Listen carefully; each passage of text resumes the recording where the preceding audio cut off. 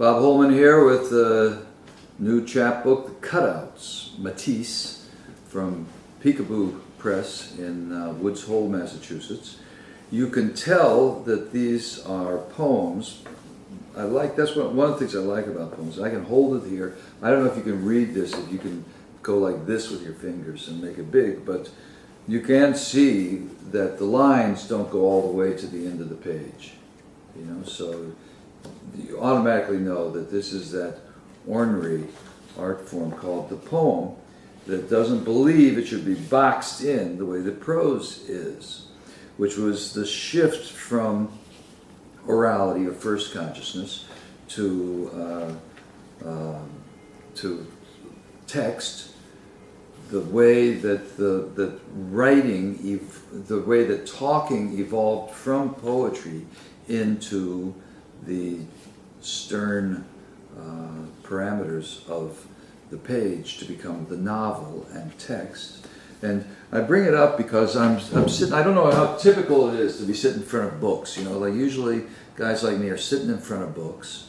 But these are just poetry books. So just as you can see that these are poems because they don't go to the end of the page, these are poetry books because they're much thinner than most books' shelves. As you'll see, the books, philosophy books or economics books or geology books, except the bigger books like the collected poems of William Carlos Williams and Philip Whalen, and here's Transfigurations by J. Wright, the collected poems of the wonderful poet J. Wright. So the collected get to be bigger. Here's Yevtushenko's. Anyway, they get bigger if you get collected. But the individual, like, look at how thin this one doesn't even have a spine, as they say, and that's why it's a chapbook or a pamphlet, some people call it. We like chapbook. I'll explain that to you as soon as I can figure it out. But at any rate, today we are talking about third consciousness again, and this time because I went to see a wonderful movie last night called Mali Blues that stars Fatoumata Diawara, the Mali rocker and traditional griot, female griot, in a return to Mali for her first concerts.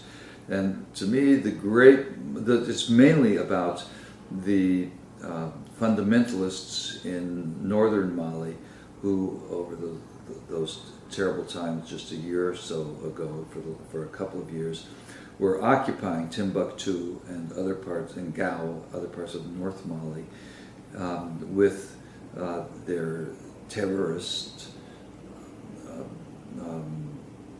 governance. Throwing music out of Mali is an unforgivable situation. Mali is built on music. To watch people walk in Bamako is to hear the sounds of the kora and the griots. It's the most musical place I've ever been. Is Mali and Bamako, and maybe because it's such a tough terrain there too in the Sahel, you know. But right on the Niger, at its widest and slowest, around Bamako.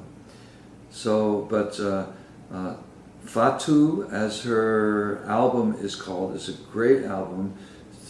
You should get it immediately, of course. And on it, you'll find this song called Boloko. Boloko means circumcision, and part of the movie is Fatou Diawara returning to her hometown village and giving a concert just for the women in her village, and in that concert singing the song Boloko against female genital mutilation or female circumcision.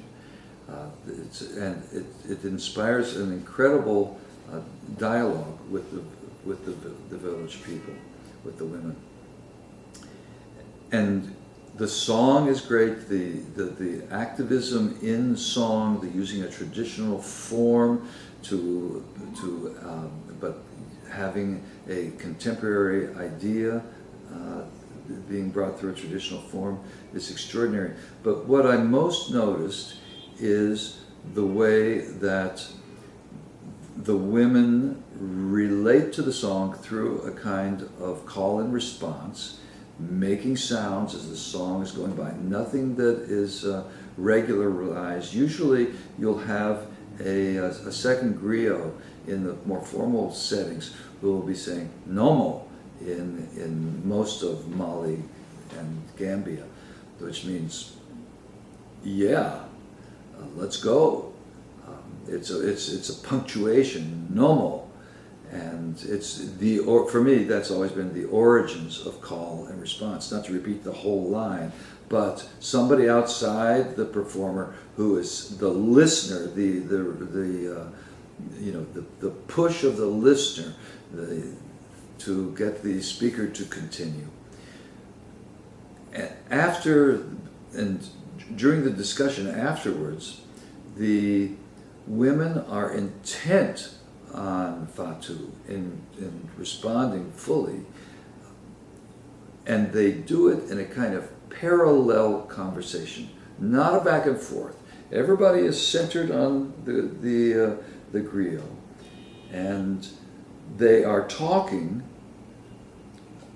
overlapping, almost simultaneously with each other, but everybody is very clear on the space, the aural space that they're taking. It's a kind of extraordinarily sophisticated speech that's going on with a singular focus, Fatu, and everybody chiming in. It's like the village is a single voice, but everybody is an individual and can speak. It's a kind of speech that we don't have anymore, and that's why it struck me as so extraordinary, an example of first consciousness, orality, in its full flowering. We have forgotten how to have this kind of speech. You don't hear it unless you're in a culture that is still enveloped in an oral consciousness. Except it did remind me of a certain kind of third consciousness, of a digital speak that I heard from my daughters when they were in high school. And you see, this is for you people of the future who, as Ted Berrigan reminds you, did not write these poems. I did. But people of the future, the way that these high school girls spoke over each other right at that moment before cell phones, at which time, as we know, people stopped talking to each other and basically began texting to each other all the time. I don't know if this still exists. Perhaps it still does.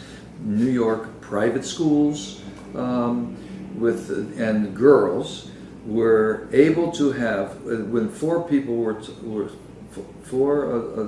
friends were talking, you could not pick out the threads of single voices. It was a continuous mass of speech. And it was pointed out to me by a taxi cab driver once, who said to me, "Do they always talk like that? Can they understand each other?" And I realized that I was listening. I was used to this kind of mode of expression, and it was, it was completely different, of course, from the women in Fatou Diawara's hometown village. For me, as a listener, I could not hear the individual space, but I know that these talking young girls could, were absolutely differentiating from each other. They were in such a rush of life, though, to get it through. There was just all this talking. To me, it was like they were on the cusp of digital, of having so much information to communicate so quickly that, and we had yet to invent texting, so there you have it. So this has been a little excursion into first and third consciousness.